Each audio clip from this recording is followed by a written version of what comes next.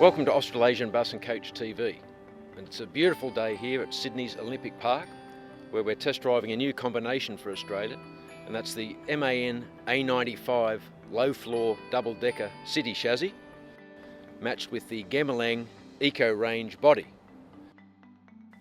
Double deckers seem to be making a comeback in some parts of Australia. This bus has been designed by Gemilang Australia especially for the Sydney market, and is being trialled by Transport for New South Wales operators, hence the distinctive blue government paint job. On the increasing number of dedicated double-decker routes in Sydney, the authorities are making sure that there are no low obstacles in the way, such as trees, tunnels and of course bridges. On our way to Olympic Park from Western Sydney, we just made it under a 4.4 metre bridge near Parramatta. On the way back on a major arterial with 3 narrow lanes each way, we had to be watchful of the combination of a sharp drop into the gutter and power poles.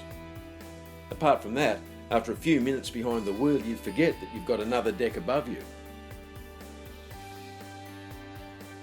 And that includes when going around corners.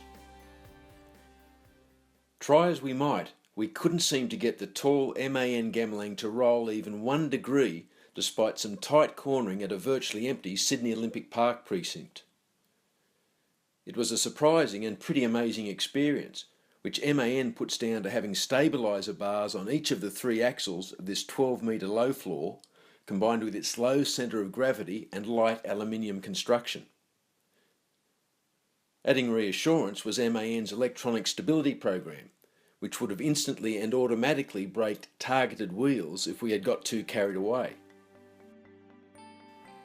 Another remarkable thing about the A95 in our book is the fact that it has only 1 step on the bottom deck, right at the back row of seats. That's because it has what's called a portal axle. The differential is offset to the left, and there are intermediate planetary gears stepping up to the wheel centre, so that passengers don't have to walk over the axle, enabling a flat aisle right to the back. Gemilang may not be a well-known name to Australian operators, but MAN's Clint Stormer says MAN has built hundreds of buses with the brand. Gemilang is a strategic partner with MAN in the Malaysian market and Singaporean market, and now the Hong Kong and Australian market. So we've built hundreds of vehicles with Gemilang based on the rigid A22 chassis. That's gone to the A24, and now the natural progression is the A95 double-deck chassis.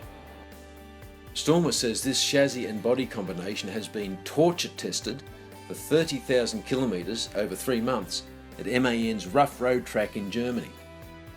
The Gemilang body has aluminium panels over bolted extruded aluminium frames.